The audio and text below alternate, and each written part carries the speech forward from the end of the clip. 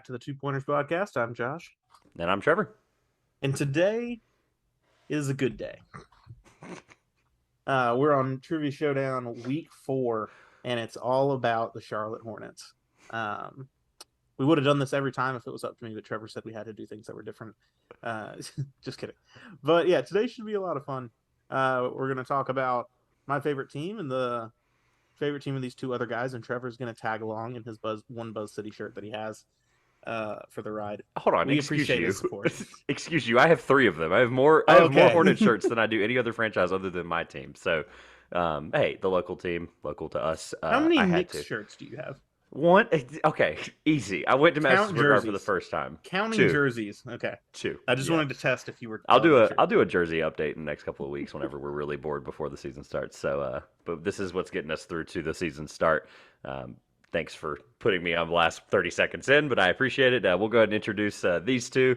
We have on, first of all, I'm going to introduce on my left here, Evan from Swarm and Sting. Evan, how are you? Hey, guys, I'm doing great. Thank you so much for having us on. Really been looking forward to this ever since you reached out. Like you guys said, my name's Evan Birchmore. I currently serve as the site expert for Swarm and Sting, which is a Charlotte Hornets blog website. It's through the Fan-Sided Network. I write articles up there. You can check me out on Twitter. I'm at Evan Birchmore. Also run a Hornets-based podcast called the Bring the Sting podcast. That's also linked through my Twitter bio as well. Come out with weekly episodes, although I am shifting to twice a week episodes leading up until the season. Going to do a player preview series, just going down the rosters. So a little bit of a plug for the podcast there, but thank you guys for having us on. I've been really looking forward to this. Yeah, I didn't say this earlier, but everything will be below. Everything will be when we tweet it out, when we put it on Instagram, all that stuff. That's nothing new. On my other side here, Evan, thank you. Really quick, though, before I introduce Darian, this is an awkward introduction. We talked about this pre-recording. I just wanted to get this out there for the listeners. So if you look up the Two Pointers Podcast, or if you look up Bring the Sting on YouTube, my face pops up, and Evan's does. You're probably wondering why Josh is missing. Well, Josh couldn't be there because of scheduling, so I came on Evan's show, and that was our introduction to each other. So this is the fair thing to have everyone back together, do this the right way, and then, of course, and this is my segue to Darian, Darian from Trust the Buzz. How are you, my friend? Hey, thank y'all for having me on. It's great to be here. My name is Darian Thomas. I have a YouTube channel called Trust the Buzz, TRUSTTHE, and then Buzz. And then you can also find me on Twitter, where I like to talk about Hornets and just everything basketball. Trust the Buzz as well, but except instead of THE, it's DA because THE was taken. But once again, thank y'all for having me here, and I'm excited. I can't fathom the fact that was taken. That exact thing was taken. I tried to find it. It took me a minute. I was like, who else is trying to trust the Buzz? I don't know who. Quick 2 cents. I ran into the same issue. I created the Twitter page for Bring the Sting, and our Twitter handle for that is _Bring the Sting, because Bring the Sting was taken, and the guy hasn't used his account in like 5 years. Okay, so then look, like we 10 all have followers. Beef, this is good. Yeah. So we all have bringing the problem. Sting with Kimba and Batum and Marvin. Yeah. No, I was like, man, it'd be one thing. Because I was like, oh, that's a pretty original name. I should be good. And, I should be good. Yeah, so look, glad that you two brought that up. I'm glad that you did. So we have the same beef. There's a guy on Instagram who is currently selling at 2 Pointers. Now, 2 Pointers is pretty generic. I get it. Like, Bring the Sting's pretty unique and Trust the Buzz is, right? At 2 Pointers is currently being sold on Instagram for $1,100. You better believe I am not paying a dime for that. It is at the 2 Pointers Podcast on Instagram. That is our early Instagram plug. But yeah, so I'm glad that you all had the same problem in this process, because when we started this almost 2 years ago, I was like, 2 Pointers is really good. There's 2 of us, whatever, right? We went with it, had a good logo. Next thing you know, I'm like, no problem. We're going to have no issues setting this up. That guy, literally, the Avi or whatever you call it, the profile picture is on sale, selling at for da-da-da. And I'm like, this is just stupid. Like, this is dumb. That should be illegal, in my opinion. But anyway, all right, Josh, without further ado, for those that might not be new here, now that we know who our guests are, introduce the format, a little bit about what we're doing here, maybe a little score update as well through now 4 weeks. The math doesn't add up, because making that scoreboard update for me later is going to be really fun, because I think there's already 7 people on it, and I'm going to have to figure out how to fit them on here, so it's going to be really great. Yeah. Go ahead, Josh. There's 7 people on it, and then after this show, there will be nine people. on Be a little the tight on the total score scoreboard. update. So if you're listening to the first time of the show, the way the game will work, there will be 10 questions. 2 will be multiple choice. 8 of those will just be a free response without choices to answer the trivia question. Each of those questions is worth 1 point each for both of the players. They'll be writing down their answer, and then they'll take turns kind of revealing that answer of what they gave at the end of the time. At the end of the game, there will be a bonus round where there's a question with several potential answers, and both of our players will get 60 seconds to write down as many answers as they can. So currently, the way we have the scoring set up, I'm going to go from last to first from the scoreboard over the past 3 weeks. Last place, we have Grayson Hill. I know why you went last.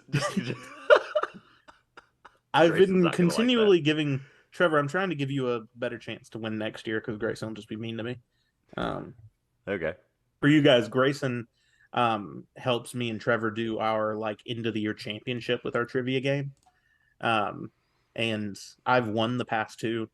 Not trying to throw anything at Trevor, but I'm trying to get Grayson to be harder on me to help him move forward. Grayson's in last with 5. Then Caleb Watkins, our resident Boston Celtics fan, at 7. Tyler James in with 8 points, followed by Ryan Hammer with 9. Alex Cervantes has 11. Second place, Nick Levere with 12. And in first place, Carl Heiser with 19. So 7 points separating first and second place. Carl managed to somehow study what we ended up picking as our bonus round question. I don't know how he predicted it, but he somehow predicted it ahead of time. All right, man, let's get started. I'm excited. So that's basically how the game will go. Do you guys have any questions before you start? I think I'm good. All right, solid. I think last week, Trevor, you and I set up the quiz where it started easier and then got harder. I think I've noticed all of the questions are kind of mixed here, so it's not like any easier at the beginning than it is at the end. So you never know how it's going to go. All right, question number 1. This is a question that's kind of going to go Price is Right style. So the closest to the number without going over is correct. If both of you end up going over on this number-based question, the closest will win. What is the total number of wins that the Charlotte Hornets have in franchise history? Total number of wins that the Hornets have in franchise history. This is counting back all the way to 1988. And they did not play in the years 02-03 or 03-04. Not that they needed that hint, but for other people, they might need that hint. So thank you for reminding me and everyone else of that. I just want to clarify because I've talked on the podcast a ton about how I don't recognize that team that went to New Orleans. But we're going to include them for the sake of today. Sake of this not being a basically less than 20-year-old trivia. Yeah, I mean, it really like pins it down if you only use 18 years. And to be fair, there is also not a timer except for on the finale. So just take your time. Obviously, we're going to feel a little bit here, but just take your time. Think about it. Talk out loud, too, like for our YouTube audience. They're going to see you. They're going to see your thought process, your gears turning, maybe your eye rolls, your struggles, maybe your fingers. You never know. But they're going to see all of that stuff. Obviously, for our Apple, Spotify, Google, etc. audience, they're going to be hearing you. So if you think you want to give something out loud that might not give the answer away, you can. Just talk us through it. It kind of helps people go, wonder how they came up with the answer that was 2,500 more than it should have been. Is this including playoff victories as well? Yes, this all is victories, total Sweet. victories. That's a good one. It's good clarifying questions. We will neither confirm nor deny things if we feel that it will be too easy. So that is a good question. You can ask questions if you'd like. They may or may not be answered. That is a good way to do this. Again, not supposed to, like we said every other episode, we'll say this now, supposed to be 3 things. A lot of fun today.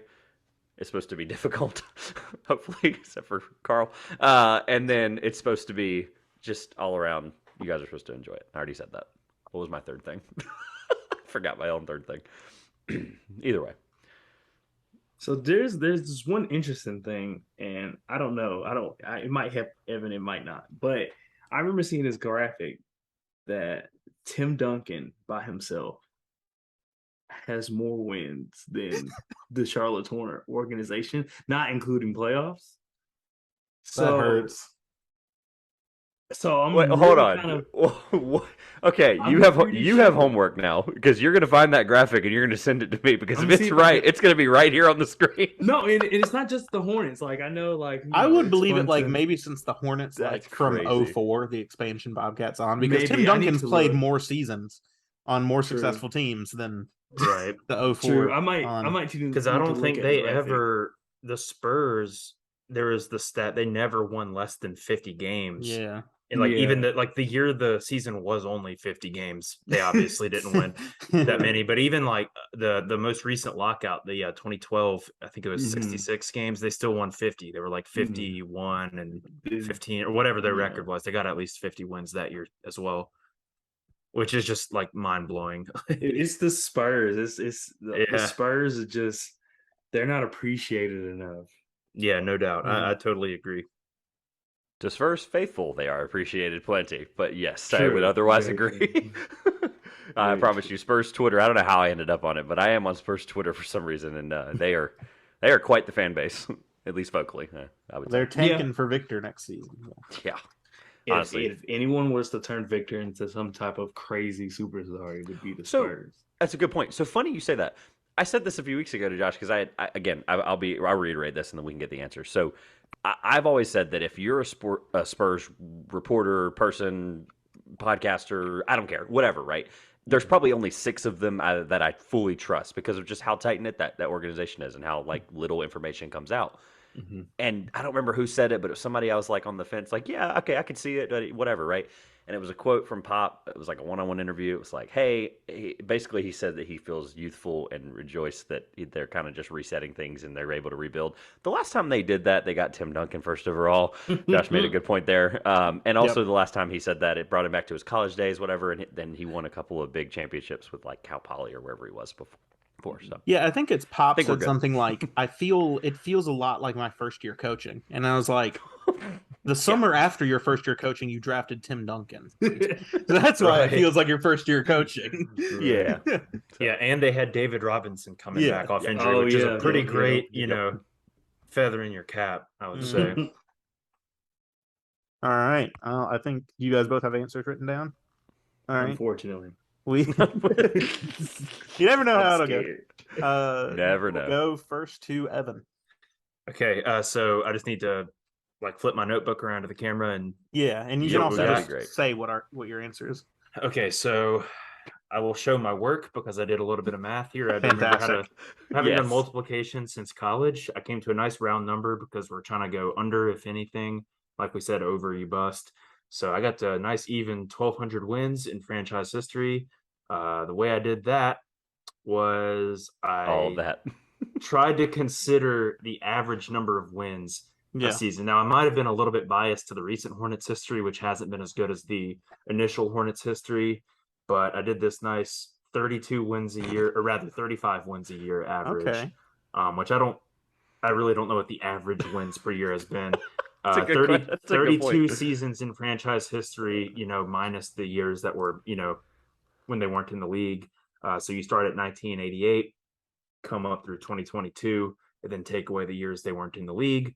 At first, as you can see, the multiplication did not really work out, so I had to do it again over here because, as I said, don't really do multiplication every day, so we're a little bit rusty. But that got me to, what was it, 1,110. Nice round number, and then give or take for a little bit here and there, like a good season, and then plus since we're counting playoffs, haven't had that many only had 3 playoff wins since they came back to the league, but they did have some pretty good playoff runs earlier on in their history. So I thought 1,200, and I didn't want to go too high because I didn't want to go over. So that's how we got to that number. All right. Darian? All right, so for me, mine is way off compared to his. So my goal was I have 853. So my goal was to go as under as possible without going too under because I knew it couldn't have been too high. So I was like, all right, well, if I go under enough and we're doing closest, that should get me somewhere near it. Like Evan said, I think more so thinking about recent just hits, like at least since I've been around. I'm 26 years old. So I don't remember much of them even being good. Like, I remember a time being in North Carolina and people are like, yeah, I'd rather watch LeBron than watch the Hornets play and things like that. So it was tough, but the goal was to go under. So I'm gonna go 853. And then also I talk about the whole Tim Duncan thing, which I know he has at least 1,000. So I'm assuming it's somewhere like, it's probably in the like 1100s to be honest, but I'm going 853. Okay. All right, Josh, what is it? Man, now you got me second. Oh, I'm sorry. I was gonna say he's got me second guessing myself now because man, they won 7 games one year. That's what really I was thinking about. I was like, 7 is so low. Even in the type of season that was, 7 is so low. We're second guessing ourselves on man. question 1, Josh. I can't wait to find out what this is. So, all right, moment of truth. Evan, you got closer to the correct number than Darian did. However, you were over by 74 wins. The correct answer 1,126. Oh man, I should have just you left went it over. With the, Darian got the correct answer. answer. Yeah, if you'd gone 11-10, you would have been under by only 16 and would have been incredibly accurate. Yeah, ridiculously accurate. Dude, I'm telling you, the first time I did the multiplication, somehow I did 32 times 35, and as the answer, I got 246, which is like completely wrong. And I said that cannot be right. Like, oh god. And like I didn't carry the 0. I think I messed something up. It's all right. Well, so what was you said something about an average wins per year. What was that number that you went with? Yeah, so I just used 35 as the average wins per year. I did the math. Way too close to 500. I did the math. I think he was off by 0.8. It was 34.12 average wins per 33 seasons. That's the thing, because like they were That's good insane. throughout the 90s. Like they had some 50-win teams, so that bumps it up. That's insane that was that close. Yeah. Woo! Okay. Insanely close. So, Evan, you did, I mean, like, honestly, incredible job. That was a really amazing. Answer. But Darian's going to be up 1-0 going through after the first question. And the only reason is, with this team, I've just learned, if you don't aim too high, you won't get hurt. That's kind of like, just kind of set the bar low. Man, I don't know. And you can actually enjoy the rest of your night. I was talking to a buddy of mine recently, and like, again, I'm getting off topic here. I'm sorry. Like, no, you know those games where there'll be like a jar full of jelly beans or something. You have to guess how many are in the jar.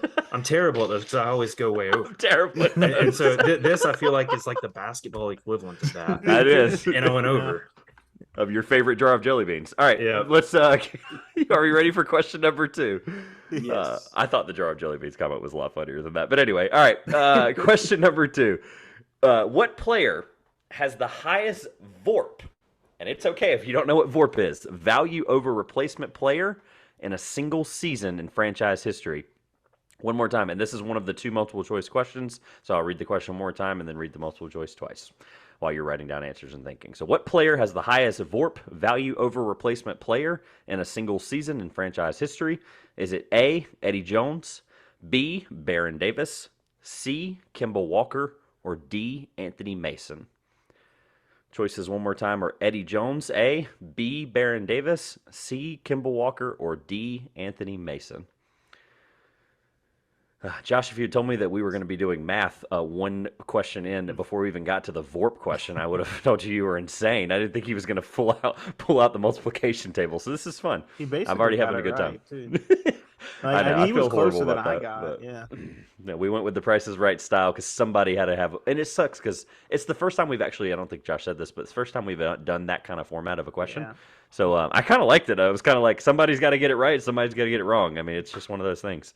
So we're trying out experimental types of questions. That was the first try of that one. So let us know in the comments what you think about that. So A, Eddie Jones, B, Baron Davis, C, Kemba Walker, or D, Anthony Mason. No multiplication required to try to get an answer for this one, thankfully.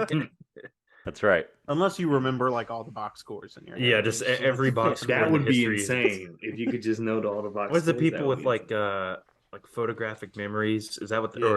Yeah. I saw a video once. There was a kid. I know exactly what you're doing. I know exactly what you're doing. I was about to say the same thing. I think it was the Red Sox, the Boston Red Sox. It was a Yankees fan. Yankee, yeah. Yep. He knew like every score of every game, like ever, basically. And every pitcher since 2000. Yeah, they would just give him a date, like July 11th, 2005, and he would say, "Oh, they won this game, whatever." Like, dude, that's like they That's play the over hardest sport to 100 do that every in. year. Yeah, By far. that's insane. He's like, yeah, they won 4-3, and the pitcher was Roger Clemens. I'm like, what? It's like that SpongeBob episode where his brain is just like breathing and fine dining. Oh, It's like yeah. breathing and Yankees baseball scores. Like that has to be what it is. Hopefully that's y'all's brain for the Charlotte Hornets. Breathing in Charlotte Hornets. That's what we hope for this. Because I currently wish. it's 1-0, so we're gonna get there eventually. But Did y'all see the video of the Rams, LA Rams head coach Sean McVay, where he was Oh, able yeah. to like tell you like every play, The like genius. exactly like, oh, he caught it at this Yeah, yard that line, guy's- went 15 yards and scored. Yeah. Oh, he should Insane. know every play. I mean, like he probably agonized over every one of those play calls and studied it over and over again. yeah, for his sake. So, all right. Do we have an answer A, B, C, or D? Are we ready? Yes. But I forgot the order of the letter. Like I just have a name written down. I All forgot. right, that's That's fine. fine Yeah, as well. yeah, Okay. those are totally fine. Yeah. All right. Go ahead. We'll flip a lot of it. Go ahead first, Darian. All right, so mine is C, which Kimball Walker. Okay. The reason I chose Kimball Walker was because those teams were so bad or average, at least the players around him, that if you took him off, that there was just not be anything. You know what I mean? You Okay. had guys like Jeremy Lin, and then you had the rough team that went 7-59 or whatever. So I had to go with C just because of the fact that those other teams, they at least had some. And no disrespect to Al Jefferson. We all love Al Jefferson, but he wasn't the other guys that Baron Davis and Anthony Mason and Eddie Jones had on their team. So that's kind of what was my logic for that. All right. Evan.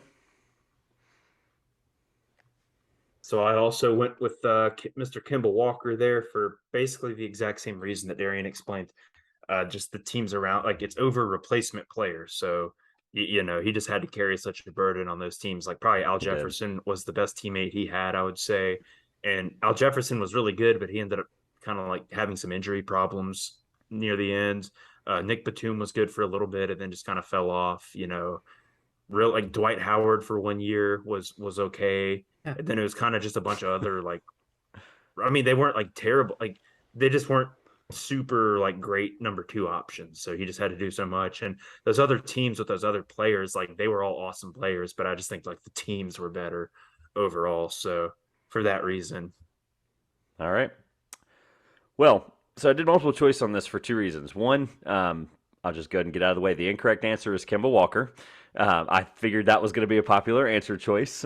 All time, Kemba Walker is the value over replacement player, but the key in this sentence was single season. 1 season. Yep. And you would think he's actually 3 of the top 10. So to be fair, Kemba's a good answer.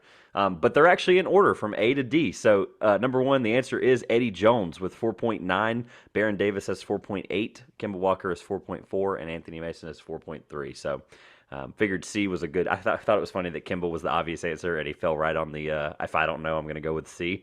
So I thought maybe somebody would go with that logic, but no, Eddie Jones. Franchise history. So. Yeah, exactly. Good choice. Yeah, it's funny that he fell right in that answer choice. So, but yeah, Eddie Jones, a player people might remember for the Lakers. Which year was the highest Kemba Vorp year? Do you have that? I don't have the year. I think it was, and I can pull it up if I can find it fast enough. Basketball. Oh yeah, Reference. it's all good. Like, don't go out of the way or anything. I was just curious. It's all right. We'll be filling time while you are writing down answers, so I'll probably be able to get it by then. So, I'm honestly Josh, curious too. But, Josh is yeah, like, I'll look it up Because later. like the 7-59 year would be one, but that was his rookie year. So like I was thinking Yeah. maybe not that year, but they weren't that great. His second year they still weren't very good. And then from that point on, they weren't like amazing, but they were never that bad ever again.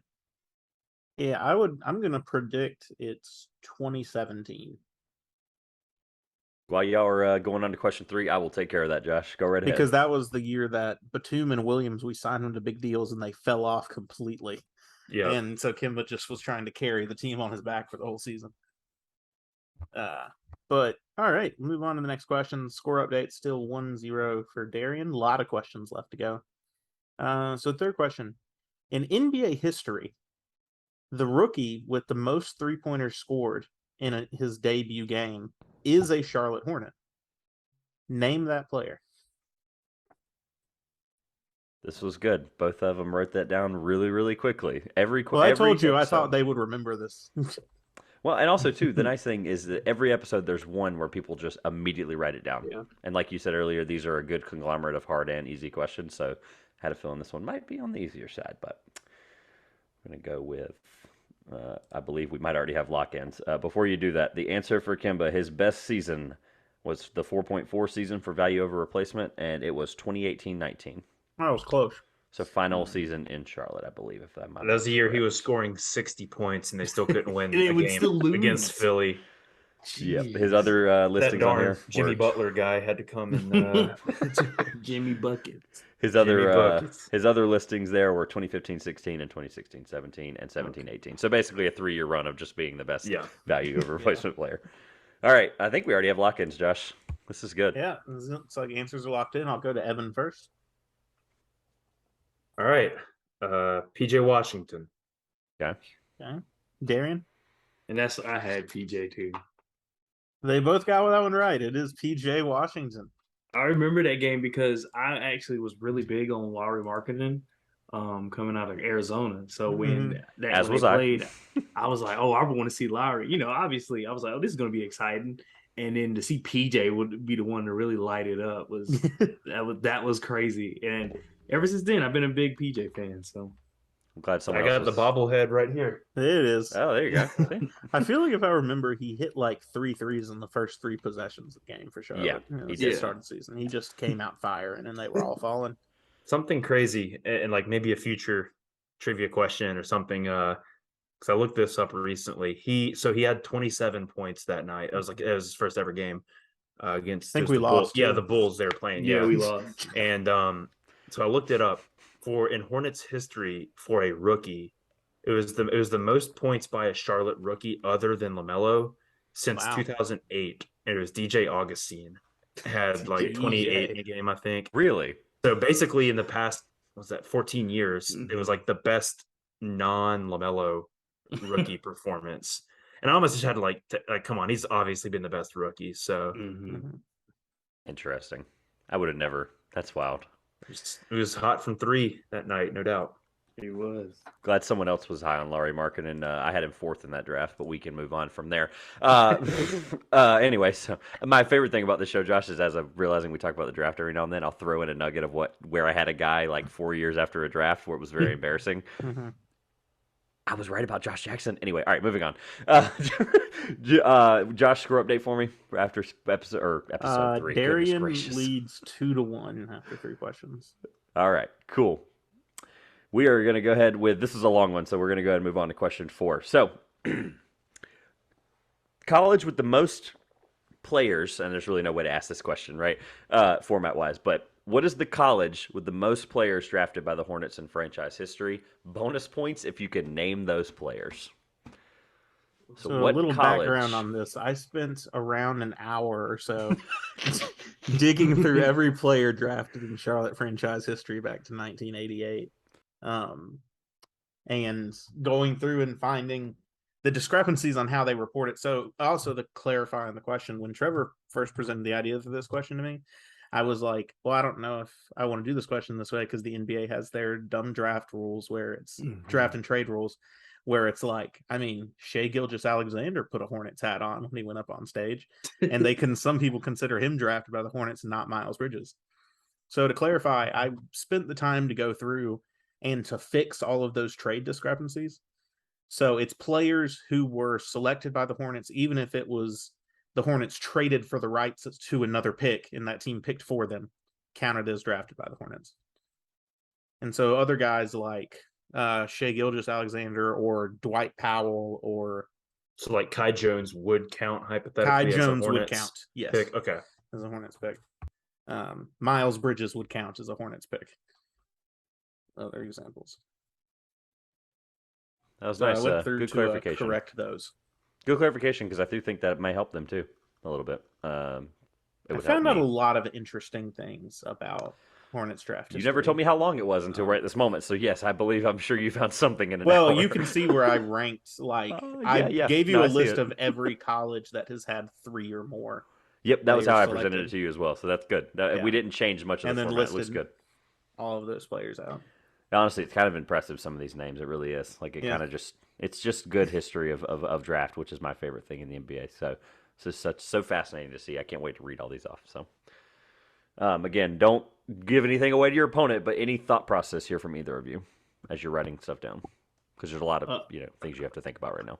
So the part I'm struggling with is before Michael Jordan, because we know Michael Jordan loves to draft the big, like, if you didn't play at like Carolina, Duke, Kentucky, UConn, he's like, no. So No. well, he at least used to be that way. So I'm having trouble to remember like the older guys, because I feel like, obviously that's going to play a big part into it. But yeah, the Michael Jordan thing is really resonating with me right now. I'm trying to remember everybody. Whenever obviously no rush here, but whenever you guys get ready, if you do lock in an answer, just give me a thumbs up so that we can get this through, because this is, like I said, this one's going to take a minute. So we want to make sure we definitely have time to go through all of this question. This is definitely the longest form question there is. Josh, well, that and the other draft question. Yeah, that's fair. Oh, a little nugget. I like it. Yeah. A little nugget. That one's also kind of long form. That's fair.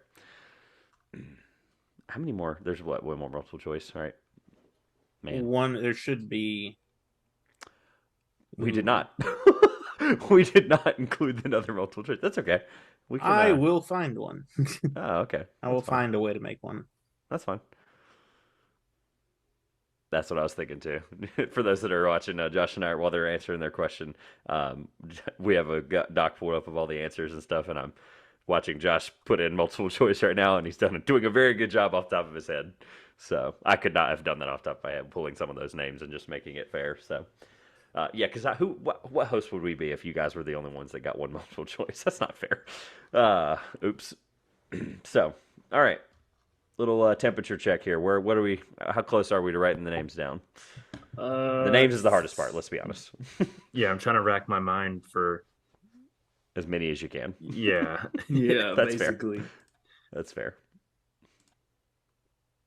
I do have some other nuggets of draft, random draft knowledge about the Hornets that I guess got during the draft process this year. Before you say anything, I would give you this. I would save it for after the next one. Yep. Okay. Because there is one more draft question. Because if you accidentally say something and he's like, I don't want to spoil it. No spoilers. Yeah. Darian, be writing down the answer before we even get to it. So I feel like for points' sake, I'm saving you potentially losing a point. So after that one, though, honestly, any draft question's fair game, or any draft nuggets fair game, because I love finding out random stuff. That's honestly one of the fascinating parts about either. I think do you tweet them from your account, or is it? I think it's your account, because every now and then I'll just do them from my personal account. Yeah, it'll be the most random Charlotte Hornets thing, and I go, huh.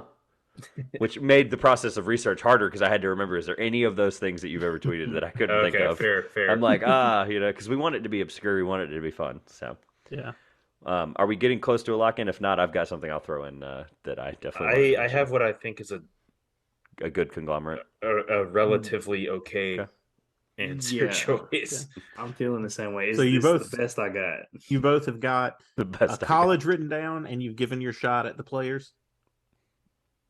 Yes, this sounds like it. Yes, it could be more players, but I got the listing. That's my thing. I don't think I have all the definitely players. Difficult. Yeah. Yes. At you least only try to have to. Yeah, you don't have to get all the players, or even how many of them were drafted right for the point. You just need the college. It's just if you can go above and beyond, get the bonus point or not.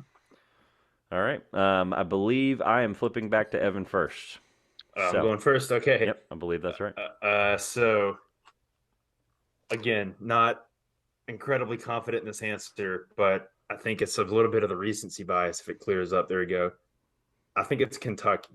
Again, that could be totally wrong, but the guys I know who were Kentucky Wildcats, P.J. Washington, Malik Monk, Michael Kidd-Gilchrist, and Nick Richards.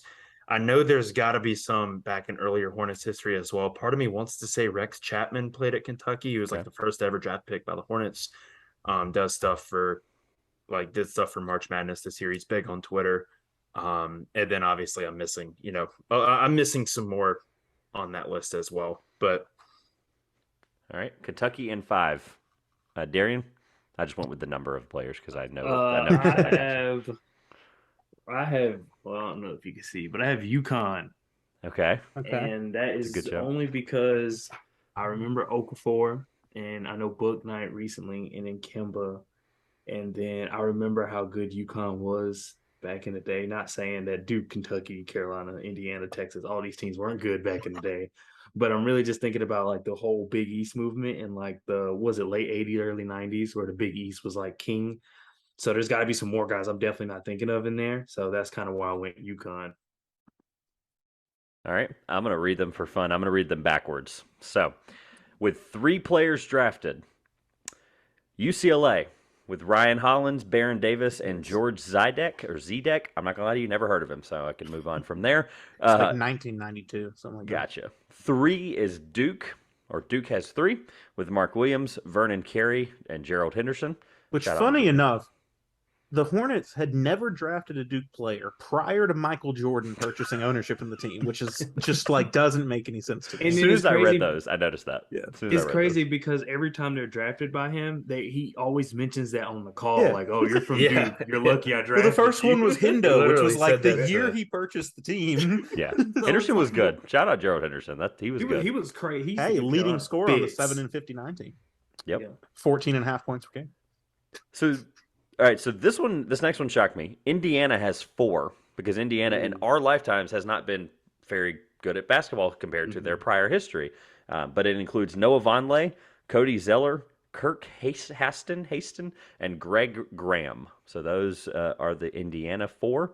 We've got 2 more Funny thing here. for Greg Graham, he was drafted by the Hornets, played about 5 weeks, and then got traded away. That's crazy. But it was before Nice. Christmas of his rookie season. He was traded to a new franchise. I'm pretty sure that's not even think- allowed in the CBA anymore. Not anymore, I don't I was think. going to say, it's not even Maybe allowed. because of that. All right, I want to. Is there The a Craig Graham question rule. upcoming about the drafted players from Indiana? Because if not, I have Nope. something. Go ahead Okay. with the Indiana part. That's So with good the Indiana clarification. guys, I found this out. The last player to be drafted as a Bobcat was Cody Zeller, Indiana. The first player to be drafted as a Hornet when the name came back was Noah Vonleh, Indiana. So we had a good stretch there in the mid 2010s of Indiana guys, and Hastings, he was the last player drafted on the original Hornets, and he was from Indiana. So yeah, I mean, we never saw anything with Vonleh because he played a season and then we sent him to Portland for Nick Batum. and I guess he's in Boston now. That's right. They just Right. Is he Didn't still the Celtics playing? last week? Okay. Yeah. I think it's As of last week. yeah. Yeah, and then Now that I apparently, look back, I don't remember why he was so like he's one of the players like recently I've looked back and I was like, I don't see it now. I mean, granted it's now and I know what he ended up being, so hindsight's 2020, but it was just like he was good, but it wasn't like, oh, 9th pick. But wasn't that the bad draft? Like everybody was 2013. bad in that draft. yes, he was. That draft was the fun. one I remember. It like it was before like the Woj and Shams got fast with reporting the trades. And so they walked up there and we had traded the pick, but nobody had like reported that yet. And we took Doug McDermott from Creighton. And it had actually been traded away at the time. Sorry, I had to look it up because I felt bad mispronouncing the guy's name. Kirk Haston. Yeah. That was Yeah, the I last couldn't pronounce it either, so that's old good clarification. Hornet. Yeah, and he was from Indiana as well. You're right. It's weird. Like, who's the best Indiana player in the probably Victor Oladipo? Yep. In the Probably current era. Indiana. Probably Yeah. Victor Oladipo. Because yeah. Romeo Langford was supposed to be like, but then nothing, literally nothing. But I remember The best one at Indiana was Cody Zeller. Yeah, the best one at Indiana. Cody Zeller was crazy at Indiana. So Yeah. That's interesting. All the Indiana basketball nuggets that I don't think we'd ever talk about in our show's history otherwise. I love Indiana basketball, though. I'm glad that they're coming back. So, all right. Unfortunately for Darian, UConn is the next one on this list. James Bouknight, Kemba Walker, Emeka Okafor, and Scott Burnell are next on that list. Burrell, sorry. Burnell. So in there. Burrell, I was excuse hoping me. for 2 more, and it's only 1 more. Dang it. Unfortunately. Yep, there is one more that is not the correct answer. The last one that is not correct is UNC with 4. Again, learned some things in this process. This is the one that surprised me. Only 4, and the names are shocking. PJ Hairston, Raymond Felton, Sean May, and J.R. Reed. Neither here nor there. All right, and then the correct answer for Evan getting a point is Kentucky. Kentucky, and I'm going to go through them. You are going to not, unfortunately, get a bonus point. You were very close, though, with 5. It was 7 in all time. I'm glad Josh did the clarification because the number was still 7, but who they were was the correct part of it. Kentucky had P.J. Washington, Nick Richards, Malik Monk, Michael Kidd-Gilchrist, Jamal McGlure, Tony Delk. Tony Delk was the fun one, and Rex Chapman. That was a heck of a pull on Rex Chapman. Chapman was, yeah. Yeah, he was. That was a heck of a pull. Yeah, he was the first ever, Yeah. the first pick ever. Mm-hmm. I can't remember. I remember Delk, but I don't remember Chapman being Kentucky for some reason. So that's a heck of a pull. 7, big gap there between Kentucky and North Carolina for those two. So correct all around there. Hasn't drafted a UNC guy since PJ Hairston. I mean, that was the last Carolina guy I drafted, it would have scared me off too. Yeah, I would have been hurt by that one. Oh boy! All right, Josh, score update, and let's roll to question 5. We're all knotted up 2-2. All right, I like how this is interesting through halfway almost. All right. So right before we hit the halfway point of halftime, one player in Charlotte Hornets franchise history has been elected to all defensive first team. Who was that player? And you can receive a bonus point if you can tell me what year he did it. One player. So one player in Charlotte Hornets franchise history has been named to NBA all defensive first team. Name that player and a bonus point if you can tell me what year he did it. I was honestly looking at this just happy that we've had someone on all defensive first team, to be perfectly honest. That was also my conclusion. I was very happy to see that there was an defensive selection. So it's impressive. It's a hard team to make. It really is. You've got to be a top 10 defender in the league. Top 5 defender in the league. Well, they do a second team now. I mean, yeah, but this is for who made all of the. That's true. We've had a few guys on the second team. Really? Okay. Yeah, like I said, I wanted to learn something in this process, and this is one of the episodes I learned quite something because I was very intrigued by some of these answers. And for those that are new here, Josh brings them to me, and I bring them to him, and we see which ones are the best. We try to come up with more than 10, narrow them down, etc. And I did not get this one right. I don't even think I was in the right zip code. Like it was bad. So this is a really good one, and I'm glad we used this one. I learned a lot on this question. Now you got me second guessing my answer. I went with what I think. I don't know. Trust your guys. Same. I'm second guessing myself too. All right, you guys both have a name and a year. I do have a name and a year. Yep. Unfortunately. Right. And it was not Kelly Oubre in 2022, right? I saw a stat today. He was top 20 worst defender. I saw that. Yeah. Yeah. Man, and it feels like it's. I don't want to get too far into that. Like, man, he's bad, but it's not like he's just physically. It doesn't seem that bad. He's just in his head, I think. Yeah, but maybe Steve Clifford could. He's help playing him out. the 3-and-D game without the D. He's just walking, just running free. up and down the court, throwing up, hitting those. He's the classic. And he play intramural or whatever at college, the guy who doesn't go inside of the 3-point line on either end of the floor.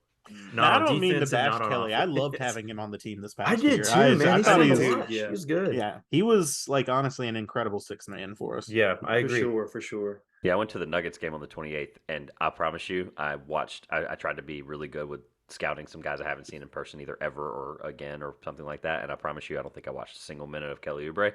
So it's okay. He definitely, it's okay. He was really good. Honestly, I really enjoyed him, but I was more worried about the other 8 or 9 people on the floor at any given time. So, all right. I think we are ready for a lock-in here soon. Yeah. So let's go over to Darian first. With this one, Darian, what you got? All right. I think my year is off, but I was just guessing. And my player is probably off too, but I'm going Gerald Wallace, 2008.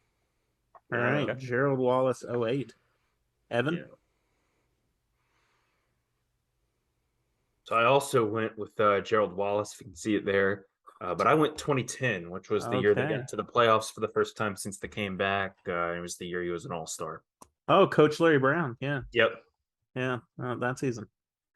So good for both of you guys. The correct answer is Gerald Wallace. Gerald Wallace did make all defensive first team. And the season was 2010. Evan gets that correct and gets the extra point to pull up 4-3. He nailed it on the head. He To be fair, my what's it called? What I said earlier about being in the wrong zip code was not to throw anyone off. I'm not a Hornets fan, as people who might not be watching. I'm wearing a Buzz City shirt, as Josh made the joke, but I learned something about this episode, and this was the one I was like, wow, I would not have gotten the year or even remotely close on the player, because I don't remember Jared Wallace being that stout of a defender. Like, I remember him being a good defender, but that was like, I remember him being like a bucket getter. He was that bucket getter guy. Again, I also might get it mixed up with Steven Jackson a lot, because those are same era, same type of player. You know, whatever. Steven Jackson was not a stout defender. So he was the opposite of Jared Wallace. Around that era, I mean, Gerald Wallace had a season where he was the NBA steals leader. Yeah, I know. So, And that's, he did. that was a good refresher once you told me that, because I'm like, yeah, that's right. It wasn't this year, like you told me, but no, I think it might have been 08. It was a little earlier that he was the steals leader. It's just too bad they ran into Dwight Howard in the playoffs first round. That Magic team was ridiculous, man. Yeah, they were, dude. They were. Quick, I mean, I don't know how y'all feel about it. Howard Nelson. Like, not getting on the 75. Like, Dwight Howard, dude, people... Because he's not been like a star in a long time. Oh, no, I agree. He right? should have been on the 75. And people forget how good he was, man. Like, when we were growing up, he was the best center in the league. Mm-hmm. Like, that guy, he got him to the finals. Yep. He like, really as was center, like the best center since Shaq at the time. Modern era. That's the last big man, I would say, who like carried a team to the finals. Because ever since then, it's been like LeBron, KD, Steph, you know, Kawhi, Giannis. Like, I guess Giannis, you could call him a big man because he's so tall, but he's not really a center. Like, he took the European style where you know how to dribble and changed it. I feel like people sleep on Dwight because he's been a role player for a long time now, and he's like kind of goofy off the court. Yeah, that has a lot to do with it. But that was it 1 in 4 out? That was a great offense that worked for them. If Jameer Nelson, if he was like Jokic, imagine if he could pass like Jokic. Like that would have been maybe not even Jokic, like Divock or something. Rashard Lewis and Rashard Lewis, and like Mikhail something. I don't know. They got Vince. Mikhail Petrus. Yeah, Mikhail Petrus. Yeah. They had Vince Carter for a little bit. Yeah. Well, I remember Mikhail Petrus just hitting corner 3 after corner 3 for us that whole series. That's right. He just hit over and over again. Josh, my takeaway from the halfway point is that we've now done 4 trivia showdowns, and guess who's been named 3 times, name dropped at least 3 times? Jameer Nelson has. We've done, to be clear, we've done this trivia, Charlotte Hornets, we've done Celtics, we've done NBA history all time, and we've done college basketball, and he has been name dropped 3 times. So the only one he wasn't name dropped in was NBA history all time. So, at the halfway point, we've done this every time. This was always really fun to see the format, how this plays out for your answers. But I'm going to start with Darian. In 3 words, how are you feeling? 3 words. So 1 word now, 3 words. Sadly, no, very overwhelmingly sad. I don't even know if those words go together, but that's how I'm feeling. I love right the three format is so good because you like really on the fly have to think. It's like that was the hardest you've ever thought for 3 words in your life. You're like very over. Never mind. All right, whatever Darian said. Darian said, Evan, 3 words. How do you feel? Ceiling is roof. There we go. Ceiling. I had to cut it down to 3. So. We're inspiring words why waste from our time owner. say lot words when few word do trick? Kevin Malone. It's my favorite. That's my favorite segment, Josh. Is the how many words can we get them? How few words can we get them to answer in? So with how they're feeling, it's been great. Honestly, those have been some of the best responses this whole series. It's been that's the best. Like nobody else gave good answers like that. Darian, I'm sorry that this is going. That you're feeling so poorly about it. Not only because it's like I'm Let's close, get a score update, but then. not close. It's literally like I don't. It's like playing like baseball, and you're trying to, you're a Fenway and you're a right-handed hitter. You got a triple, but your next 3 batters struck out, so you didn't really didn't help you out. Oh man, that's what it feels like. It's like, wow, if this giant green monster wasn't there, maybe I would hit more home runs. That's what it feels like. All right, Josh. Score update as we go into the second half and keep rolling. 4-3, Evan. Evan pulled 2 points out of that Gerald Wallace question. All right, question number 6 I find very fascinating. Josh's question, I'll be honest. Just up front with everyone. Question is, why was the Bobcat mascot named Rufus? No multiple choice. You either know it or you don't. Why was the Bobcat named Rufus? To be fair, this was when you told me you didn't think the quiz was difficult enough, and you asked me to come up with a question that's honestly out of left field. Yeah, I'll be honest. I try my best. I don't write notes down as much as I used to when we do this, but I also try to, like, for the filler's sake between questions, I try to have filler about something about that topic. I have nothing. So we are either in silence, and I'll edit it out, or Josh has something about Rufus. To the Charlotte Bobcats, where the entire thought process behind the name of the team, and probably the fact that this was the full extent to which they went to name the team should have told us about how well it was going to go. But the owner's name was Bob, and that was it. That was the full inspiration and thought process. The owner's name was Bob. And so they were like, Bobcats, easy. Yeah, I did see that when we were looking that up. I was like, that's fascinating. Again, like you said, I wish we had known about the result. That is so sad to say, Josh. But hey, you called this a potential pity party the other day. So, I mean, it's okay. This can be a pity party or this can be a celebration. This is good. Things are looking up. Things were never brighter for the Charlotte Hornets as of February of this year. I'm not going to speak on the last 6 months that have occurred after that, but as of February, things had never been better as a Charlotte Hornets fan. The curse in a long time. A quick, you mentioned the Bobcats, he just named it after himself. Yeah, I'm a big in sports with team names. I really like when they have some sort of meaning for where the team is located. Hornets, people don't know it's the I don't know. I feel like I might be spoiling another question. No, I don't think so. I think you're fair. It's the Hornets' Nest of Rebellion. It was named that during the Revolution, and so it's I learned something. The city itself, yeah. It was General Cornwallis called Charlotte the Hornets' Nest of Rebellion, and so it's actually has something to do with Charlotte, whereas it's not just some generic name. Which I like. So then why was it New Orleans Hornets? Because they moved the team and they didn't want to spend money. Why do you think Utah's name is Jazz? Utah Jazz? It should be the they were in New Orleans. Yeah. And how many Grizzly Bears do you know are in Memphis, Tennessee? 0. I've been there. Wait, the mountains. What do you mean? The mountains. They were in Vancouver, dude. Okay. How far the mountains are from Memphis? That's fair. Yeah. Okay. All right. Memphis is. How many lakes are in Los Angeles? I'm just kidding. Memphis is as close to the Appalachian Mountains as Wilmington, North Carolina, is to the Appalachian Mountains. That's fair. Yeah. No. How many lakes are in Los Angeles? How many Clippers are in Los Angeles? How many? I mean, you could do this for every team. I feel like at this point. Yeah. How many Rockets are? Oh, never mind. That doesn't. That one actually makes sense. I was trying to do as many off the top of my head until I got to one that made no sense. So good stop there. Good stopping point. So, I mean, how many Raptors are in Toronto? Yeah, I know, right?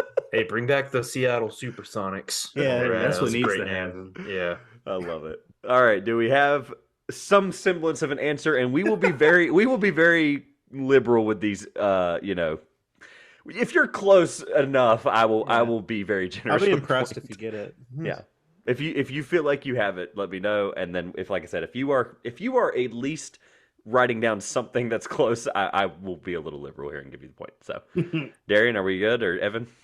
I have an answer, but all right. Again, Josh, who is it now? Evan. It's my turn. Okay.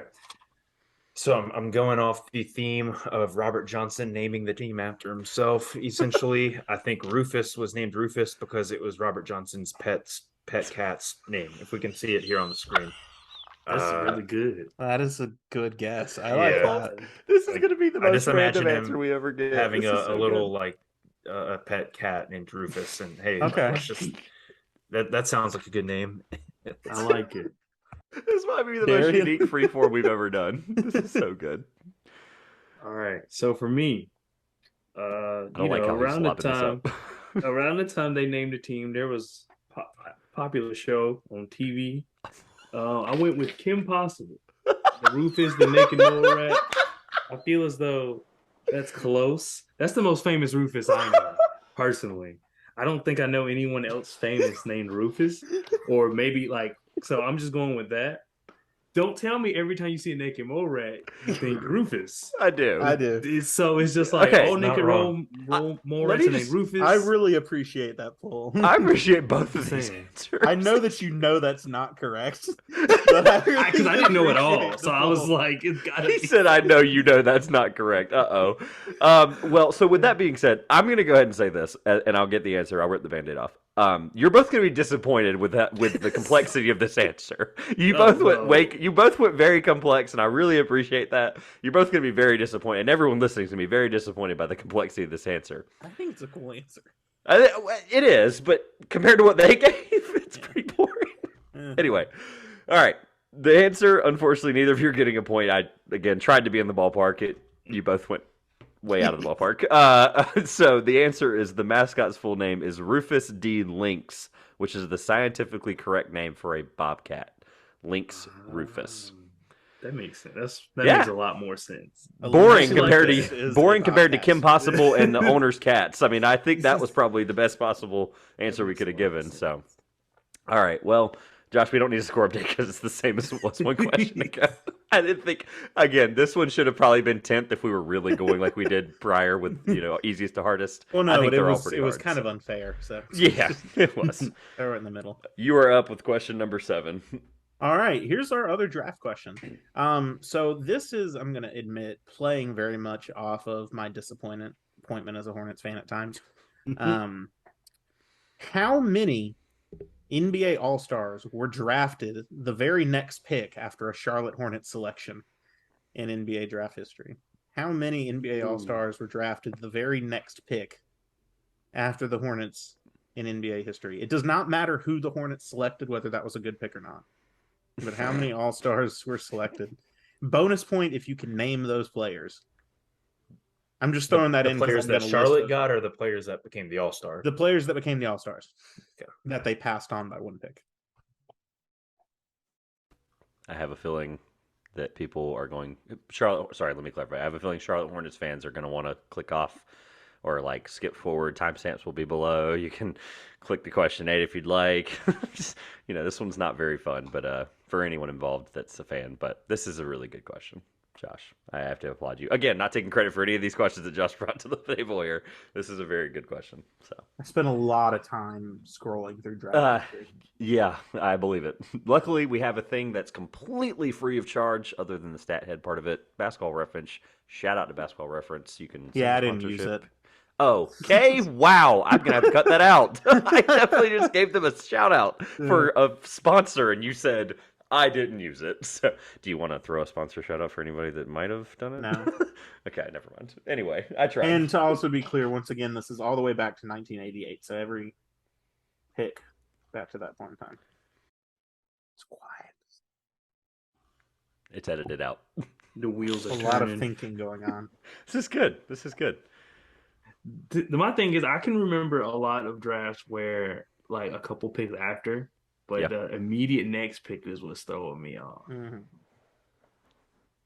It's there was a reason I prefaced with if you're a fan, you should probably look away. Yeah, it hurts even thinking about it, to be honest. I thought it would be unfair to do more than just the one pick after. That would be a little unfair. Yeah, for sure. Because like 14 Number might teams be passed on Giannis. Like Right. That seems like a stretch. and he's better than every player that was in that draft. That's true. That seems like a stretch of a potential point for that to count. But yeah, 42 either way. teams, 42 different picks before Jokic. Yeah. Yeah, Yeah. in the middle of a Taco Bell commercial. Yep. Yeah. Is this one where if we both are wrong, closest to the, it's like No. either you get it or you don't? You get it or you don't. If Okay, you get yeah. the number, just the number right, you'll get Yep. a point. It's a good clarifying question.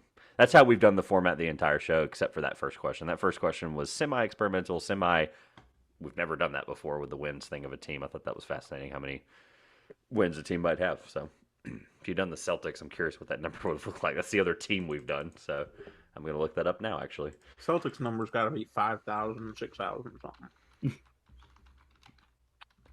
Boston 7,000 or Celtics all-time 8,000. wins. For the guy that comments on Twitter about the keyboard typing, you can get over it. 35-13 all-time. Oh. Yeah. Lower They've than I played thought. they've played 5,950 games, and Al Horford is the picture that pops up on StatMuse. Shout out StatMuse. Al Horford. So fun fact about StatMuse that people that might not know. Again, this is totally. I would love StatMuse if you want to sponsor an episode. Feel free. But every time you refresh, they give you a new picture of a player. It's just the most fascinating thing. So I sometimes when I'm bored, I will literally I'll look up stats. I'm doing research for stuff, and I'll just refresh the page every now and then. And Al Horford popped up again. So I guess it's not that interesting. Okay, maybe this one doesn't do that. Al Horford 3 times. I've tried to fill with Boston Celtics and StatMuse history here, but it did not work. All right, let's see. Where are we in terms of where do we think we are close wise? Are we think we're in the ballpark? I think I'm wrong, but I think I have a good estimate. I love how brutally honest people I'm in the have been same boat. this series. Yes, I think Darian. I'm wrong, but It's like I kind of know the answer, but I don't want to know the answer as far as how many. So it's like my brain's not allowing me to This it is can't true. be that number, because if it is that number, like, why are you putting yourself through this every year? So it's like in that part of my brain where it's like I just can't quite allow myself to go that deep. all right, Josh, where are we? Who's up again? I think Darian I believe first. that's So right. Darian, give us your number and how many players the names of the players you wrote down. All right. So the only player I could think of off rip is Bradley Beal. And we talked about that earlier, and that was just because that one was one of the ones where I really wanted Bradley Beal, so that's why I remember it. But my player is 7. I have 7. I had a bunch of numbers, okay. but I ended up going with 7. 7 isn't too many, but it also is enough to be like, all right, they should reevaluate that's tough. How they many draft. times. Yeah, they should reevaluate the scouting department. Which I'm sure they probably have. All right, Evan. So I went a little lower than Darian did. I went with 5. Okay. I was kind of going back and forth, so I was trying to get the exact players. I had Bradley Beal.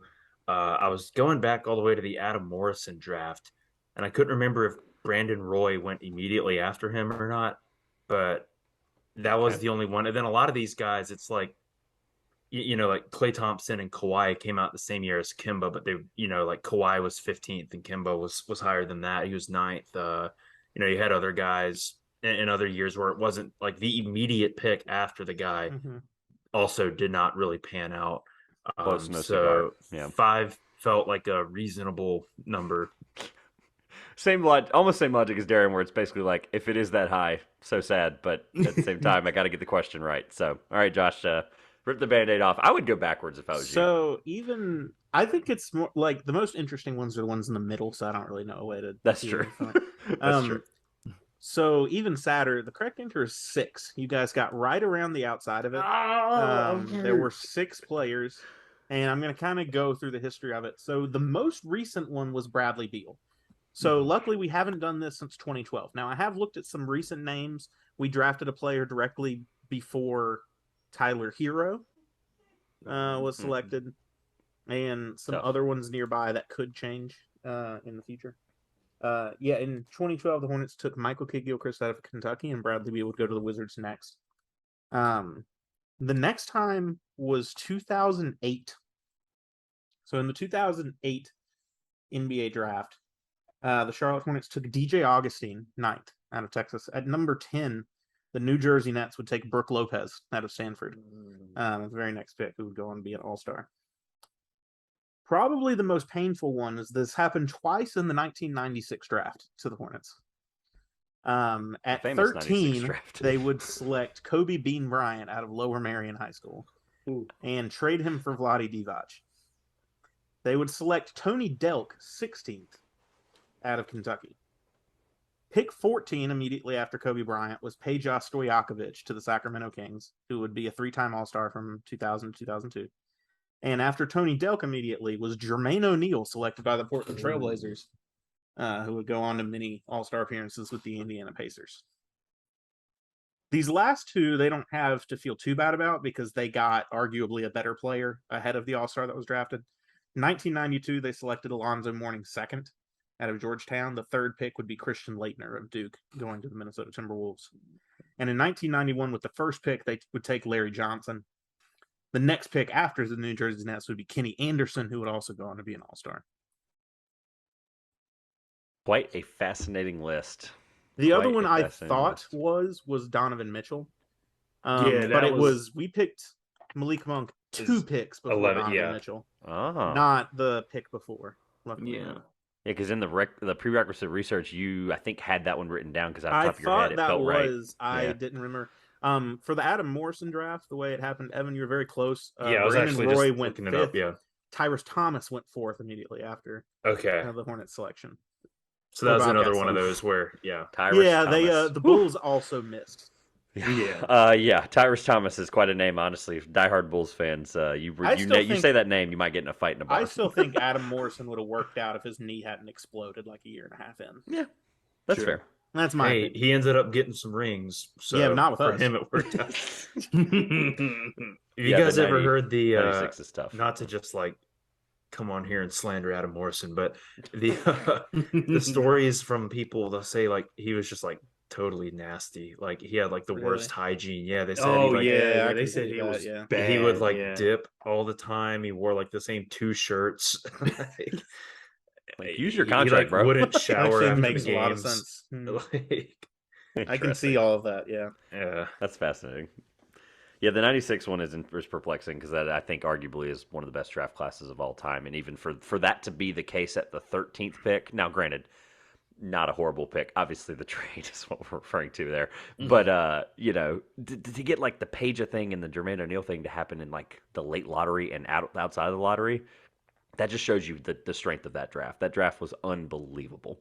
So that is a testament more to that draft than it is to the Hornets' history in that frame there. For that, Yeah, I mean, to be honest, when I was going through it, I felt a little better because like we haven't missed on an All-Star in 10 years. Yeah.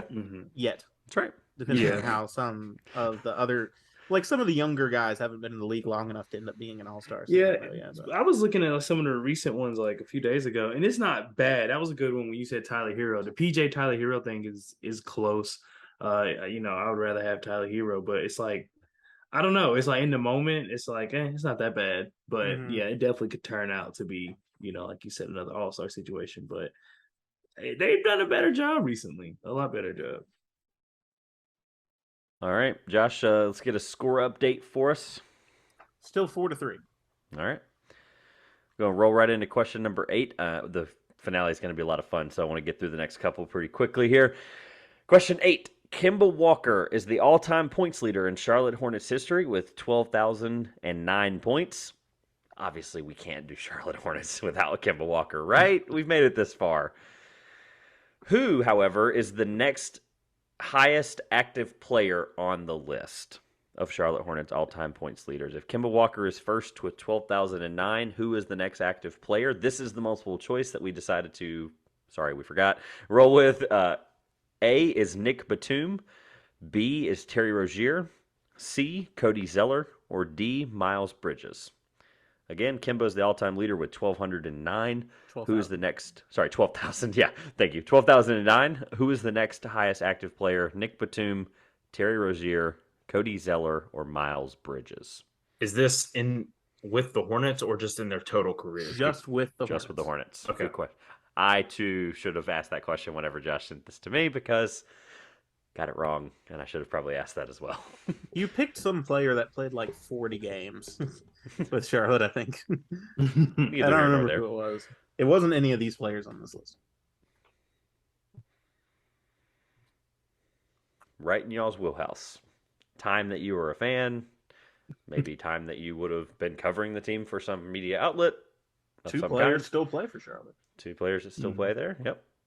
All I would say are, I wouldn't say legends per se, but like all Hornets standouts. Legends. I was about to say the word legend, and then I'm like, I need to be part of the movement that people started where it's like we use the word legend way too much, and the Bill Russell thing kind of started that. Yeah. I want to help. I want to help that narrative, so I'm trying not to use the word legend as much as I use. I don't know if Nick Batum's Hornets career really falls in the legendary category. When I think of him as a Blazer, yes. Yeah. But at the same time, I did live in the state that he played in for my entire life, so it's just I can remember him in a Hornets jersey. Fair. I mean, it is. I just never will get over that he found out he got waived like on Twitter. Oh yeah, it's happening to players increasingly more. Yeah, it really is. I can't They're like, imagine, wait, like- I got traded? Yeah. Tough. Calling your agent, Woj says I got traded. Did I get traded? Isn't that what happened with the Kenny Atkinson thing? Like we didn't know, or was that like a Yeah, like a- Woj Yep, announced we covered that's that. when our front office found out yeah? he wasn't coming. They were like, what? Yeah. I still Tough. go back to, I think I remember the All-Star game that was in New Orleans, and Oh, DeMarcus where Boogie Cousins got was doing the traded? post-game scrum, and a reporter asks him about getting traded, if he had heard about getting traded to New Orleans, and he was like, what?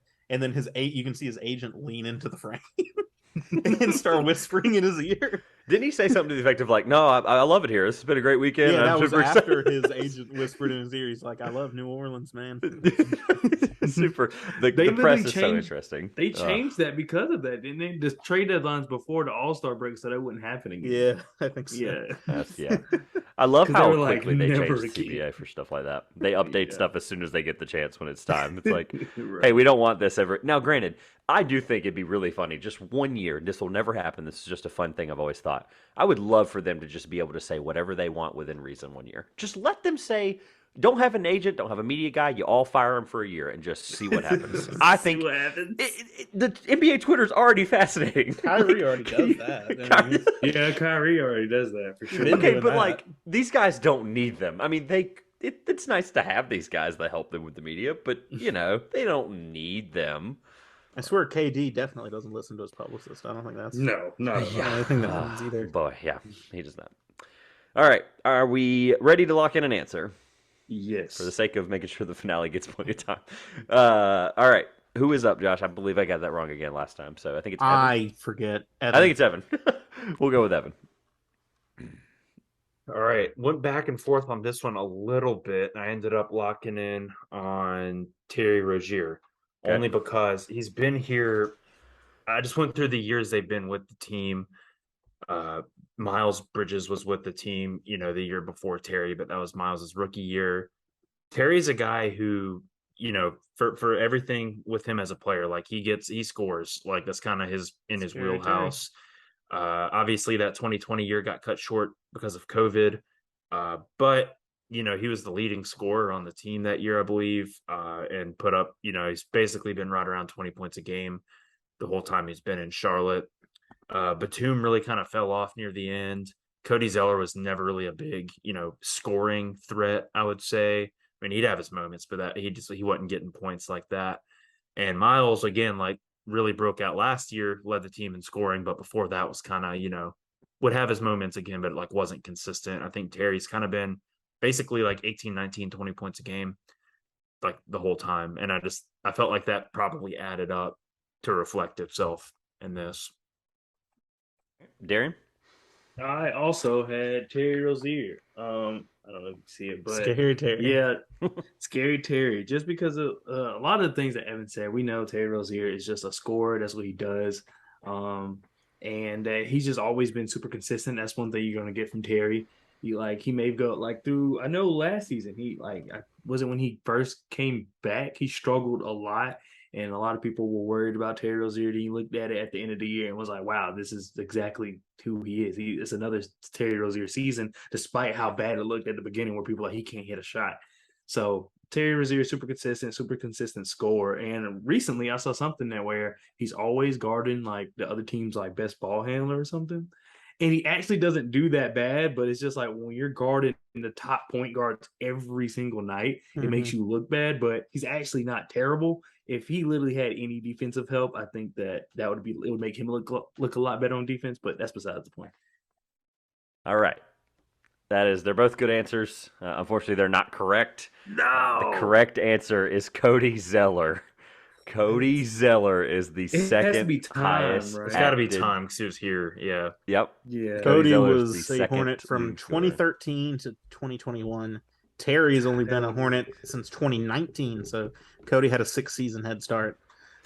Six-season head start. And I think he's only the number of points each. Yeah, honestly, Cody how far has, ahead he is.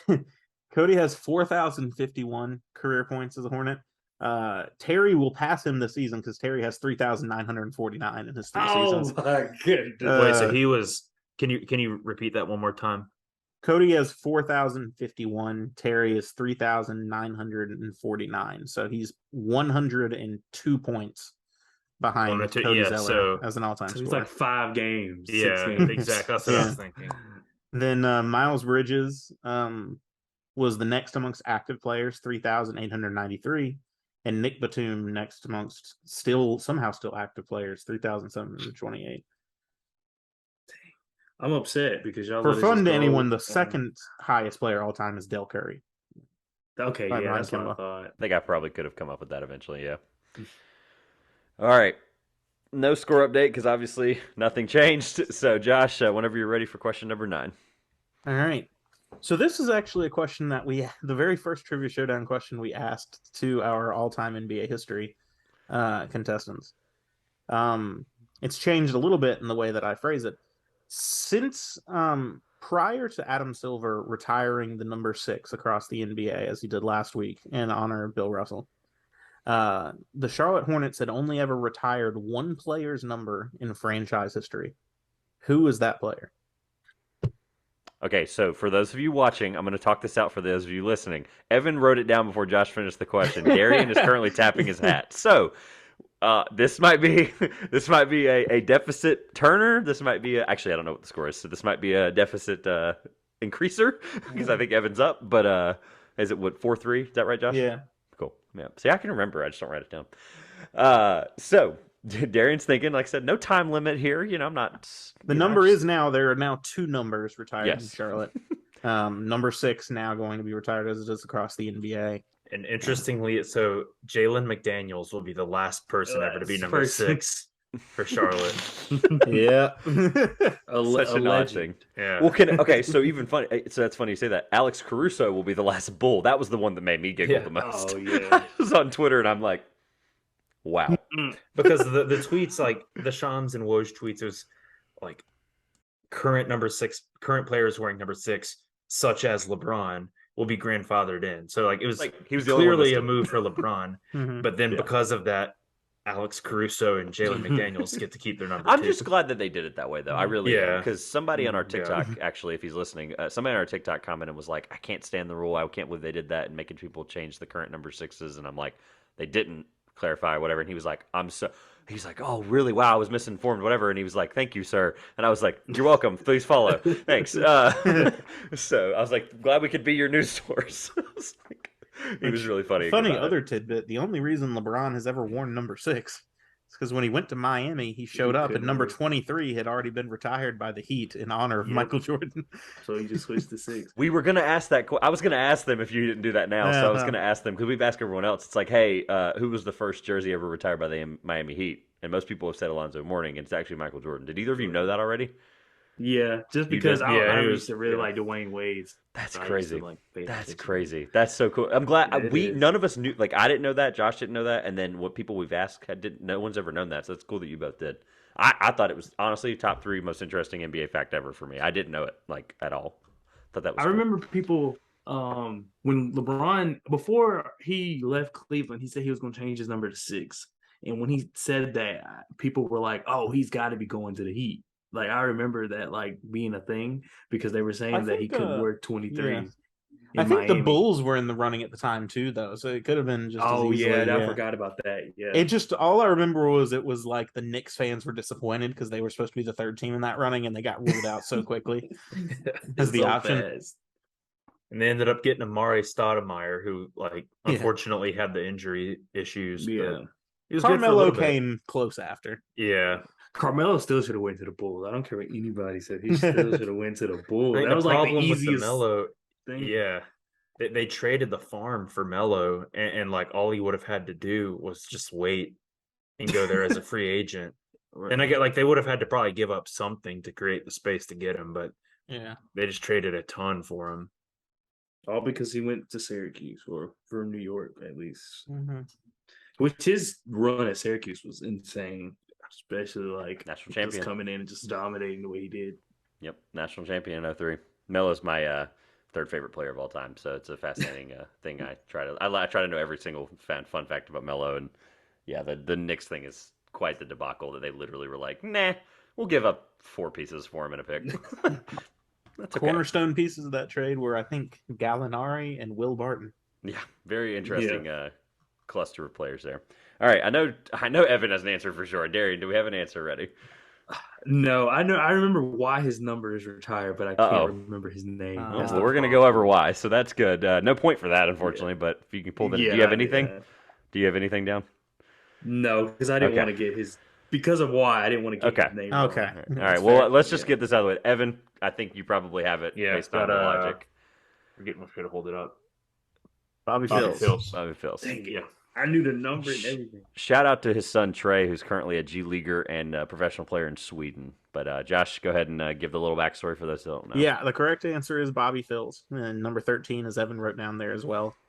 So Bobby Phills was brought into Charlotte. He'd been brought in a trade, I think, the year before. He hadn't been in Charlotte very long, and ended up dying in a car accident while following behind another member of the team at over 100 miles per hour. Coming back from a workout or something, I think, at one point. And the Charlotte Hornets at the time, I think this was 2000, 2001. It was early 2000s, retired his jersey in his honor following that point in time. Obviously, that number is going to change, but a fascinating fact nonetheless, and a great reason that they did it, obviously. So, score update for us, Josh. 5-3, Evan. All right. Darian, you have a chance to get one here, and then they're anybody's game, because even if you're down 2 or 3 in this final with the coaches, with the potential finale, I think you'll be good here. So, all right, Josh, are we ready for question number 10? Go for it. All right. So we've talked about the history all the way back to 1988. So we're going to go back to the very first game. Who scored the very first basket in the history of the Charlotte Hornets franchise? No multiple choice. You either know it or you don't. 1988. First game, first basket, franchise history. And then now for question 10, based on question 9, we've flopped where everyone's thinking a little bit. Darian wrote it pretty quick. This is good. This is like the back and forth. We're getting close. Yeah, but when you first asked me the question, you thought you had the right answer, Trevor, and you were not correct. I did thought I had the right. That's true. This is true. Sound logic there, guys, for thinking about it a little bit before you roll into it. So, Evan and Darian, whenever you're ready, since we were very close to the finale, let me know whenever you are locked in, and we can go ahead and get rolling. I am ready. All right. Yeah, Evan? let's do it. All right. Quick. All right. Darian, end it off for us. I have no idea who's supposed to go at this point. I don't know if it's right just because I wrote it down fast, but I had Rex Chapman. All right. The first basket. Previously mentioned Rex Chapman from Kentucky. Yep. Evan?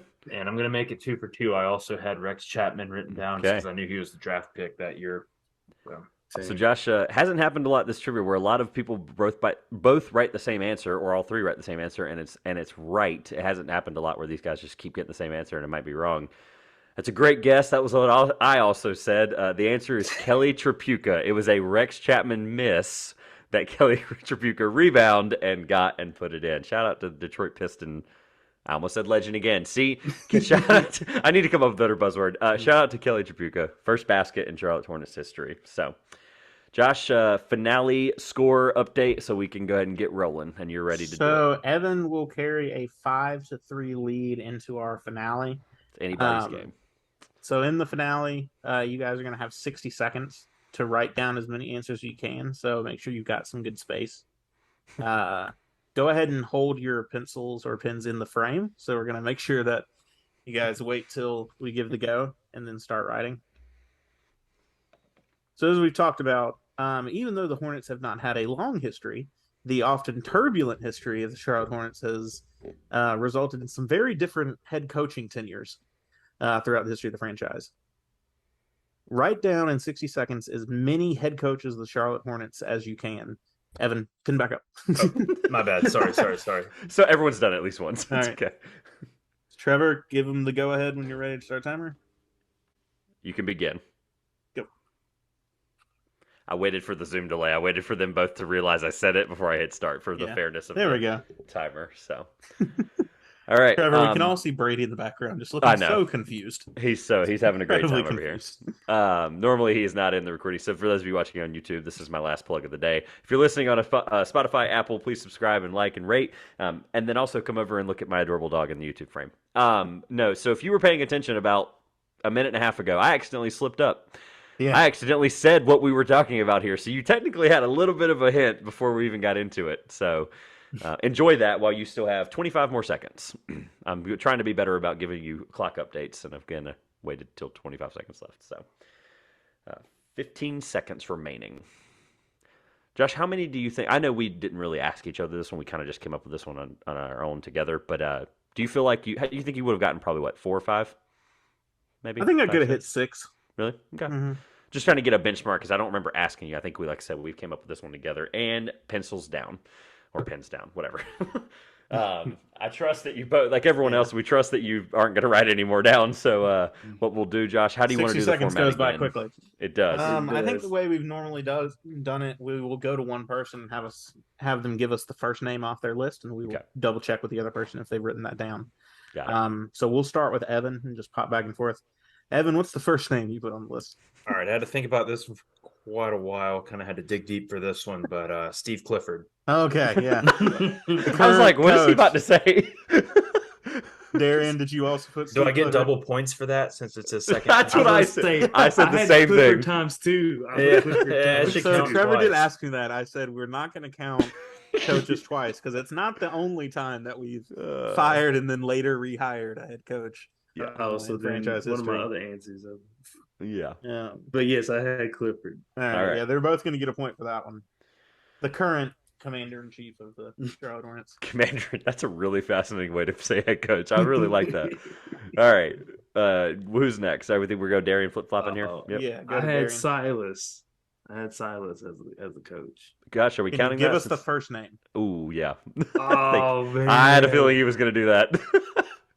It's the finale. I got to be a little more conservative. I don't points remember. Is it shed here? Phil? It's not Phil. Lock in something. You got to lock in a first name because there are 2 famous father and son first name head coaches that are Silas. One coached the Charlotte franchise, one did not. Okay, so it's not the guy who coaches the Rockets now. Good. I can't remember. I see a P. I'm gonna go Phil, but I don't Philip. Okay, it's not Phil, but considering he specified it's not Steven Silas, I think we'll give him. I'm going to give him that. All right. So it's Paul Silas. That's fair. I'm going to give him that. He I'm seeing P. specified it Silas. was not Steven Silas, so I'll give him that. You would see an abbreviation on Basketball Reference. That's fair. Yeah, that's what I was seeing. P. Silas. I cannot think of his first name. All right. Did you also write down Paul Silas? So it didn't matter. Good. Yep, I had him. Yeah. Good. No, that's good. I'm glad. I feel a little better about being liberal with the point there because Evan also had it. So who cares? That was enough. He had P. Silas, and he said he specified it was not the other one. So I think that's it was exactly good enough right. For me. Good logic. All right, Evan. All right, the man between Steve Clifford's 2 tenures, James Borrego. Yeah. Which Borrego? I'm just kidding. Darian, I'm assuming you also wrote James Borrego. I also had James Borrego. Yeah. A curveball. He didn't write that. No, I'm just kidding. Can you imagine? That's like the one he doesn't write down. Crazy. That would have been crazy because I actually like James Borrego to an extent. So it was crazy. Everyone on this podcast, I think, was quite a fan. So that's good. Yeah. All right, Josh. A little score update before we keep rolling. They've each got 3 points in the bonus round so far, so it's 8-6 in favor of Evan. So this is good for leaderboard's sake, though. For leaderboard's sake, Evan's creeping up the leaderboard. This is good. I had Larry Brown. Larry Brown. Also correct. Shouted out earlier in this podcast. Shout out the 2010 Bobcats, man. That's fun. I remember seeing. I remember actually like seeing him coach and things like that. So that's why that guy has such a illustrious history. Yes, he does. And the fact that he's on Memphis, is he still on the Memphis staff? Yeah, staff now. Yeah, he is. I remember because I was watching Imani Bates stuff. And expect I saw, not to be like, that to come down soon. So. Man, Eastern Michigan now for Imani Bates. Like, who would ever? I guess he's from there, but free from his hometown. Well, he should have went to Michigan, but Michigan State, but he ruined. Was it Michigan State? He ruined. That's where he was. That was he was first committed. Wasn't that where he was committed to? Yeah. Yep. Yeah. When he won like Gatorade High School Player of the Year as a sophomore, and it's like he's the greatest high school player of all time. Thing. Yeah. Fun fact: not with the Charlotte Hornets, but Larry Brown is the only coach ever to both win a national championship and a NBA title. So. He did not do it with the Charlotte Hornets, but hey, I have to get my digs in when I can. Okay, that was a free one. Victory going. That one was free. Of course, he didn't do it with the Charlotte. That one was free. Like I just had victory going on there. But funny enough, he did it with the Detroit Pistons. So. Yeah, of course. Yeah, it's like and the Kansas Jayhawks. All right, who's next? I'm assuming, Evan, you also got Larry Brown. We talked about him earlier. Yeah, I had Larry Brown Okay. written down. Yeah, no hesitation there. All right, Josh. I think is Evan. We're back to Evan. Back or to are we- Back to me. Yep. Bernie Bickerstaff. Oh, that was Yes. a good one. He's there. Yeah. Okay. That's one of the ones I pulled to you, Trevor, that you didn't remember. Bernie Yep. Bickerstaff. Yep. Another father-son tandem, in terms of a Yeah. last name in the NBA currently versus then. Good pull. So I'm assuming, based on your reaction, Darian, you did not have Bernie Bickerstaff. No, that's where I was. That's Ooh. where I couldn't remember. Yeah. Yeah, that was it. I had Burn. those four. I had Silas, Brown, Borrego, Clifford. Okay. Evan, how Yeah. many names do you have left written down? 2 with marginal confidence. Okay. In those 2. Or you can give us how many you have left. We've got the time. I just want to see. Yeah, no, I mean, I before can we read rattle them them all. off if we're Yeah. Who's Darian, how next? many do you have left? I'm just That curious. was it. That Oh. was it for me. That's all. All right. That's as much as I can remember. All right. All right, so we have Clifford, Borrego, Silas, Larry Brown, Bernie Bickerstaff. I was trying to throw it back to the OG Hornets, which I was not around to watch, but was Dave Cowens ever the coach of the Hornets? That is correct. Celtics And legend. Yep. might mispronounce Paul Westfall. Is that's Paul Westfall is a really good guess. Unfortunately, that is not correct. He never coached the Hornets. He Okay. did not. Paul Westfall, and I'll pull up as Josh is going to get us a score update. I'm going to pull up Paul Westfall on Basketball Reference because he has a very Appreciate good. it, yeah. He has a good tenure of coaching. I mean, I believe he's. Mhm. Was he a Lakers head coach at one point or something like that? Yeah, he was like a think- tenured coach or something, right? And then they replaced him with I think we're thinking about somebody else, but let's find out. maybe, Actually, yeah. his basketball, like his player profile popped up because he was a player for 12 years in the league. Let's see. Yeah, we're thinking about someone else. So let's find out his coaching career. Josh, go ahead and give us a score update while I find it. Onto the good old Wikipedia machine. 11-7. Have you got any more written down, Evan? Even if you don't have That confidence. was it. That was the Okay. only ones I had left. Cool. So the final score we'll take through here. Evan prevails 11-7, but I mean a good showing by both of you guys. Neither of you are going to be last on our all-time leaderboard for the that's all summer. that mattered. That still That's all belongs to that Grayson. mattered. That's all that matters. That still belongs to Grayson. Shout out Grayson with 5. I'm just gonna keep taking digs at him because I know he listens, Yep. and it's gonna bother him when he listens to it on Wednesday, and I'm gonna find it funny. So let's go through. We're gonna go through Charlotte Hornets coaching history. Current coach of the Charlotte Hornets, as we talked about, is now Steve Clifford in his second stint. Prior to that, from 2019 to 2022, it was James Borrego. Before him was the first stint of Steve Clifford, 2014 to 18. In 2013, the Bobcats were coached by Mike Dunlap. From 2011 to 2012, Paul Silas in his second stint. 2009 to 2011, Larry Brown. In 2008, Sam Vincent was the coach of the Charlotte Bobcats. From 2005 to 2007, with I think the worst record of any head coach in Hornets history, Bobcats history, Bernie Bickerstaff. His combined record was 77 and 169. He said, "Sheesh." As Insane. Bobcats Yes. head coach. Continuing to go down from 99 to 02, the best record as a Hornets head coach was the first time Paul Silas was around, 161 and 120. The only winning record, I think. No, back no, 10 one of years 2 later. winning records by a coach. That's fair. No, one of Brian 3. back. One of 3. Yep. That's all. 97 to 99, it was Dave Cowens, as Evan said. From 92 to 96, Alan Bristow. 90 to 91 was Gene Littles. And the first Hornets head coach in franchise history was Dick Harter.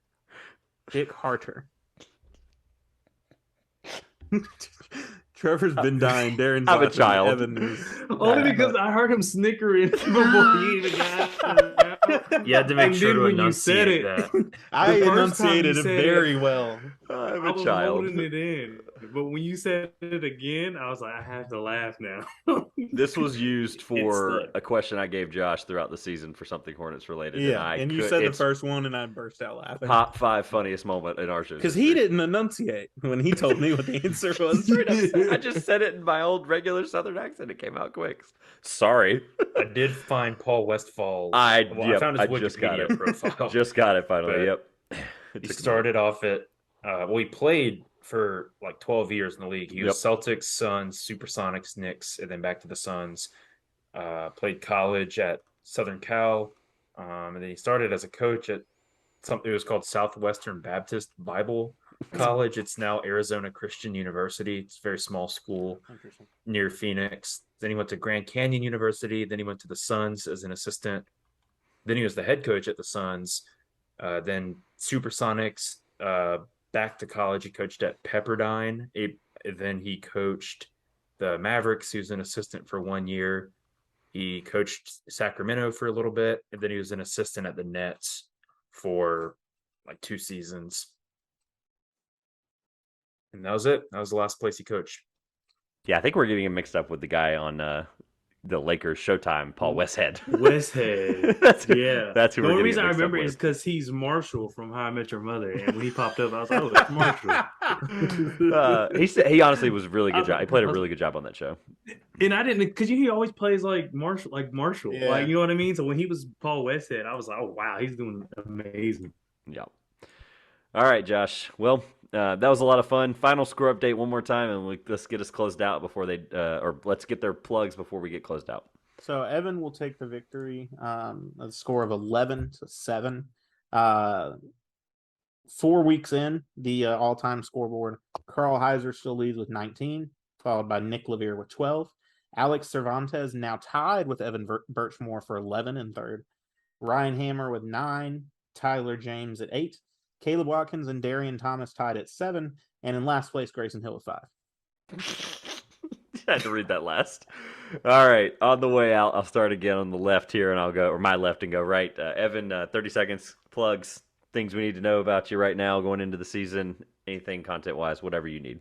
Yeah, absolutely. Be sure. I'm on Twitter on the daily, so go drop me a follow. I'll follow back. It's at Evan Birchmore, EvanBirchmore. Again, I write for Swarm and Sting. I run a podcast called Bring the Sting. Both of those are linked through my profile, so just go there and you'll find those as well. Looking forward to hopefully connecting with some new faces and putting out lots of great content this season. Darian, same thing. All right, everyone. Once again, my name is Darian Thomas. Go to YouTube, follow me on, subscribe to my channel for Trust the Buzz. That's TRUSTTHE and then BUZZ. And then I'll link everything else in my description for my YouTube video. So thank you for allowing me to be on here. It was a lot of fun. Especially knew I wasn't going to win, but it was just fun because I was learning stuff too. So it was just a great time. job. It was all around a good fun. You didn't come in last. That's all that matters. That's all right, that Grayson? mattered. I was like, please not let me go in here and be last. We're good. Hey, you had quite a couple of people to try to be ahead of, so that's good. It was a heck of a showing from both of you. We appreciate the time. Thanks again, Josh. Close us out. With that being said, this has been the 2 Pointers Podcast and another week of Trivia Showdown. I'm Josh. I'm Trevor. And we will see you soon.